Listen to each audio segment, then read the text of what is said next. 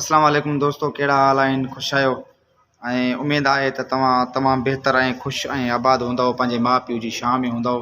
दोस्तों, ही मौज़ू आहे लॉन्ग ड्राइव जे लाइ जेके ड्राइवर वञनि था या मालिकिन वञनि था। बाबा मां कोटिया वञा थो, कराची वञा थो, या कराची खां लाहौर अचां थो, या लाहौर खां कराची वञा थो, या इस्लामाबाद एबटाबाद वञा थो, किथे बि लॉन्ग ड्राइव जे लाइ वञो था 700-800 किलोमीटर जे लाइ।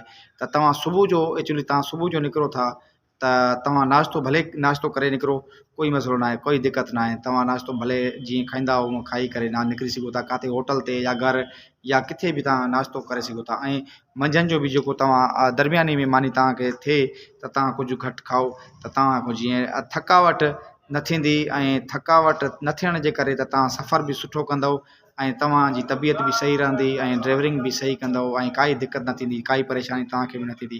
तव्हां आसानी जेको आहे त तव्हां अची वञी सघंदव।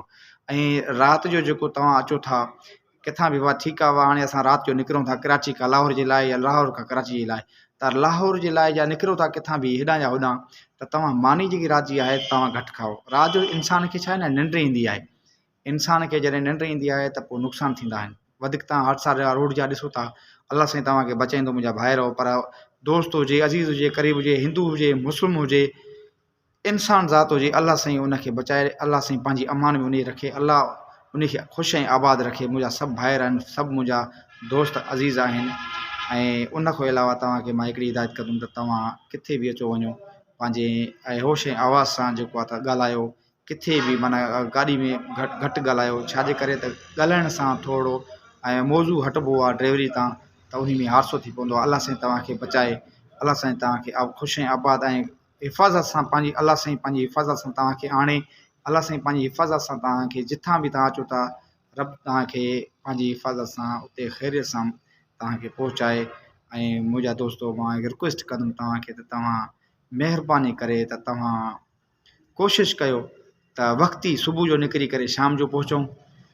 राति जो आरामु कयो, राति जो आरामु कयो। अगरि राति जो इमरजेंसी आहे, तव्हां निकिरो था, त उन में कुझु महिरबानी करे तव्हां कुझु खाधो खुराक घटि खाओ, त जीअं तव्हां पंहिंजी ड्राइवरी करे, तव्हां मुसाफ़िरी क्रॉस करे तव्हां पंहिंजी मुस्तक़िल जिथे तव्हां वञणु चाहियो था, त तव्हां उते ख़ैरियत सां पहुची सघो। तव्हांखे अलाह ख़ैरियत सां पहुचाईंदो। असांजूं तव्हांखे दुआयूं आहिनि। ऐं तव्हां महिरबानी करे हिदायतनामो जेको तव्हांखे मां ॿुधायो आहे, ख़ुदा रा तव्हांखे ॿिया बि ॿुधाईंदा, पर मां त तव्हांखे जेकी नंढी हिकिड़ी मौज़ू हुयो, जेको मूंखे इल्मु हुयो, मां पंहिंजी अखियुनि सां जेके हादसा ॾिसां पियो, उन जे लाइ तव्हांखे मां सम्झाइण जी कोशिशि कयां पियो। अलाह तव्हांखे हिदायत ॾींदो, अलाह तव्हांखे सम्झ ॾींदो। मुंहिंजा दोस्तो, मुंहिंजा अज़ीज़ो, मुंहिंजा भाइरो, ख़ुदा कंदो तव्हां सम्झी वेंदव।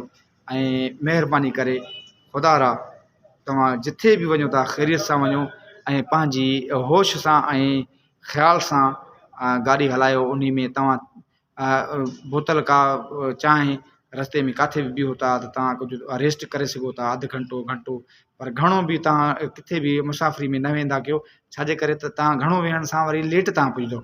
घणो सफ़रु आहे इलाही, तक़रीबन सॼे ॾींहं जो आहे। हाणे सर्दियूं बि अची वियूं आहिनि ऐं सर्दियुनि जो मौसमु आहे, ऐं अचण वञण में तव्हांखे दिक़त बि न थींदी। ऐं धुंध बि आहे। गाॾी जेतिरी थी सघे तव्हां थोरो स्लो हलायो, भले घंटो तव्हां पोइते पुॼंदव, पर घंटो तव्हां घटि वियो होटल ते, नाश्तो तव्हां जिथे कयो जामानी खाओ, त उन हिसाब सां तव्हां जेको आहे त वरी तव्हां निकाल करे वञो। मुंहिंजा दोस्तो भाइरो, तव्हांखे अलाह आबाद रखे, अलाह तव्हांखे ख़ुशि रखे। वॾी तव्हांजी महिरबानी। Thank U. अलाह हाफ़िज़।